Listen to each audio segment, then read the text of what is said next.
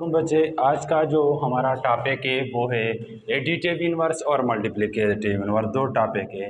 लेकिन इन दो टॉपिक को डिफाइन करने से पहले मैं आपको ये बताऊंगा कि अक्सर बच्चे जो है वो कहते रहते हैं कि मैथ काफ़ी डिफ़िकल्ट सब्जेक्ट है। हालांकि मैथ डिफ़िकल्ट नहीं है, सबसे इजी सब्जेक्ट जो है वो मैथमेटिक्स है। लेकिन उसकी रीज़न सिर्फ ये है कि मैथमेटिक्स इसलिए इजी है कि मैथमेटिक्स का जो रूल है ये रूल कभी चेंज नहीं होता। बाकी जितने भी सब्जेक्ट है उनका रूल चेंज हो जाता है, लेकिन मैथमेटिक्स का रूल यही है कि एक दफ़ा जो रूल फिफ्थ फोर्थ सिक्स या सेवन क्लास में अप्लाई होता है वही रूल हमेशा के लिए अप्लाई हो रहा होता है। तो आप बच्चे कोशिश किया करें, जो भी मैं आपको शॉर्ट ट्रिक या वगैरह आपको कोई पॉइंट्स वगैरह बताता हूँ वो अपने साथ आप नोट किया करें और हमेशा अपने जहन में बिठा लें, क्योंकि ये कभी चेंज नहीं होने वाले हैं। फिर आपके लिए मैथ काफ़ी ज़्यादा इजी होगा। तो चलते हैं अपने टॉपिक की तरफ। तो हमारा पहला जो टॉपिक है वो है एडिटिव इनवर्स। तो एडिटिव इनवर्स किस चीज से निकला? एडिटिव एड से निकला है कि एडिटिव इनवर्स उलट को कहते हैं कि जमा का उलट क्या है। तो ये तो जाहिर सी बात है कि जमा का जो उलट है वो माइनस है। तो हम एक मिसाल के जरिए इसको सॉल्व करते हैं। एडिटिव इनवर्स में हमारे पास हमेशा आंसर जो होगा वो 0 के बराबर आएगा।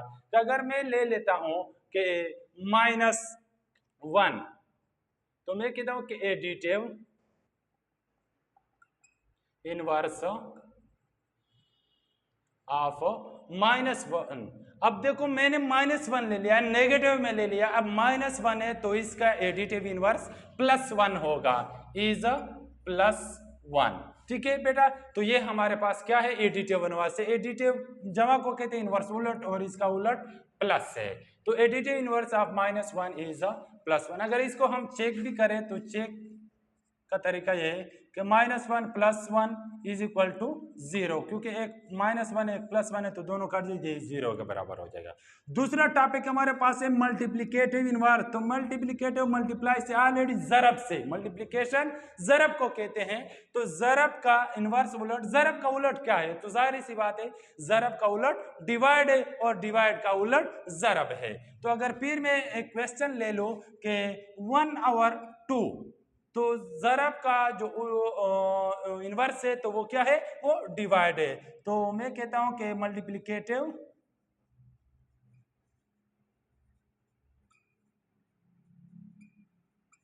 इनवर्स ऑफ 1/2, क्योंकि डिवाइड में जब हम करते हैं तो वो हम क्या कर लेते हैं? उल्टा कर लेते हैं। नीचे वाला डिजिट ऊपर कर लेते हैं, ऊपर वाला डिजिट नीचे कर लेते हैं। तो यहाँ पे भी सेम इसी तरह करेंगे, इज 2/1। और सॉरी मल्टीप्लिकेटिव इनवर्स में हमारे पास आंसर 1 के बराबर आएगा। एडिटिव में हमारे पास आंसर 0 के बराबर आएगा, और मल्टीप्लिकेटिव इनवर्स में हमारे पास आंसर 1 के बराबर आएगा। तो मैं चेक करके आपको प्रूफ करके देता हूं कि कैसे 1 के बराबर होगा। चेक में 1/2 मल्टीप्लाई 2/1।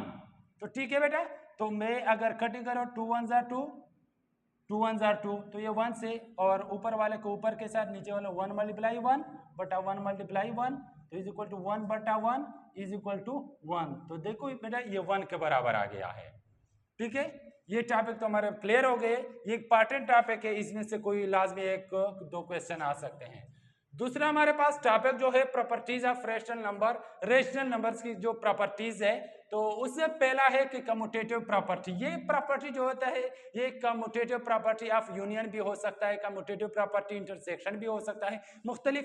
तो यहाँ पे रेशनल नंबर के बारे में कम्यूटेटिव प्रॉपर्टी जो कि रेशनल नंबर का है, तो पहले हमें यह समझना चाहिए कि कम्यूटेटिव प्रॉपर्टी कौन सी प्रॉपर्टी होती है। तो बेटा माइंड में, अपना माइंड सेटअप में ये चीज क्लियर करवा दे कि कम्यूटेटिव प्रॉपर्टी जो होता है उसके अंदर ब्रैकेट नहीं होती है। सिंपल सी बात है, जिस क्वेश्चन के अंदर, जिस रेशनल नंबर के अंदर जो क्वेश्चन होगा उसके अंदर ब्रैकेट नहीं है, तो ये हमारे पास क्या है? कम्यूटेटिव प्रॉपर्टी है। तो कम्यूटेटिव प्रॉपर्टी हमारे पास दो टाइप्स की होती है।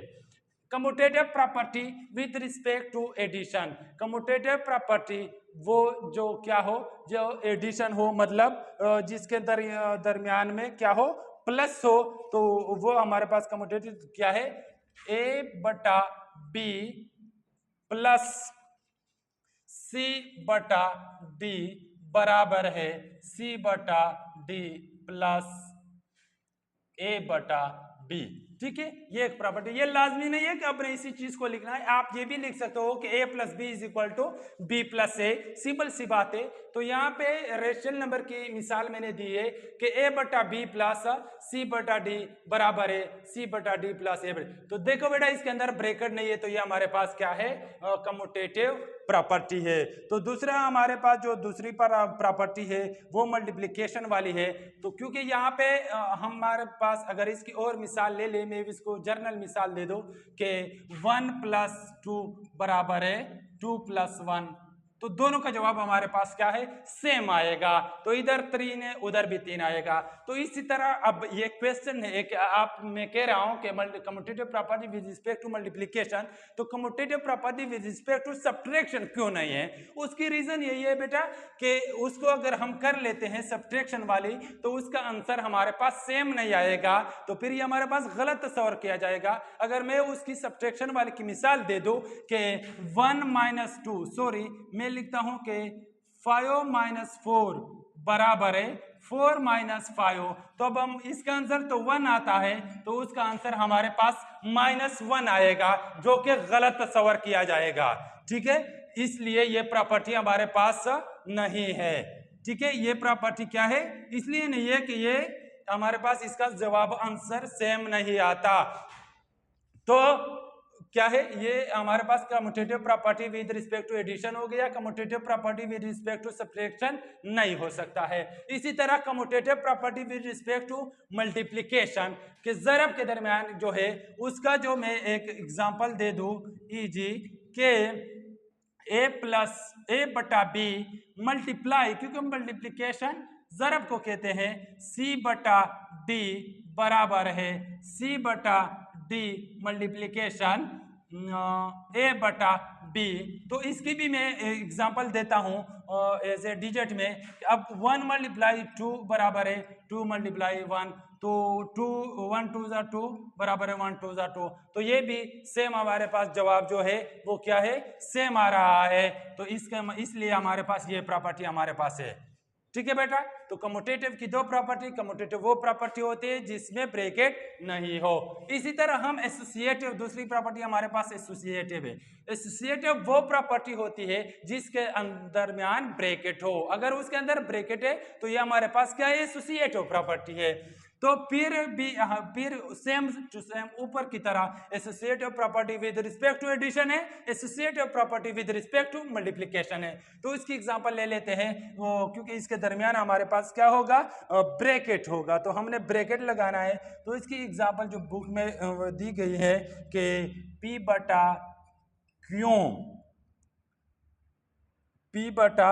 क्यों प्लस R बटा S ब्रैकेट प्लस T बटा U बराबर है। देखो दरमियान में ब्रैकेट आ गया। अब फिर मैं वही बात दोहरा रहा हूं कि लाजमी नहीं है कि सेम टू सेम यही चीज आएगा, कुछ भी आ सकता है। A plus B bracket plus C, ये भी आप ले सकते हो। लाजमी नहीं है कि ये चीज हमारे पास आ जाए।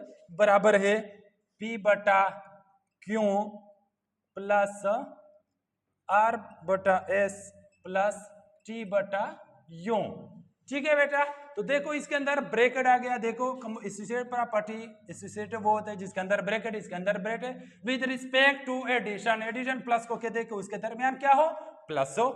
अब associative property with respect to multiplication, इसके दरमियान में सिर्फ मल्टीप्लाई का फर्क आएगा, सेम वही चीज है, इजी। मतलब P बटा क्यों, अब प्लस था इधर ज़रब होगा R बटा S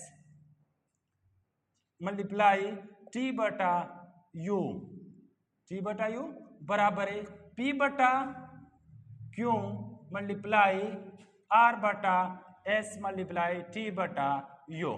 ठीक है बेटा, ये हमारे पास ये दूसरी प्रॉपर्टी भी हो गई। तीसरी हमारे पास जो प्रॉपर्टी है वो डिस्ट्रीब्यूटिव प्रॉपर्टी है।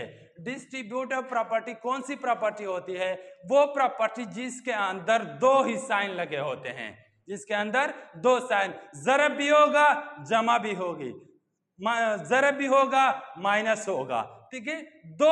बाकी जो क्वेश्चन है उसमें देखो सारे में एक ही साइन यूज हुआ है, डिस्ट्रीब्यूटिव में क्या होगा, वो डबल 2 साइन यूज हुए होंगे, तो उससे आपको पता चलेगा कि ये हमारे पास क्या है, डिस्ट्रीब्यूटिव प्रॉपर्टी है। उसकी एक एग्जांपल है कि distributive property with respect to multiplication और एडिशन, उसमें मल्टीप्लाई होगा और साथ में जमा भी होगी।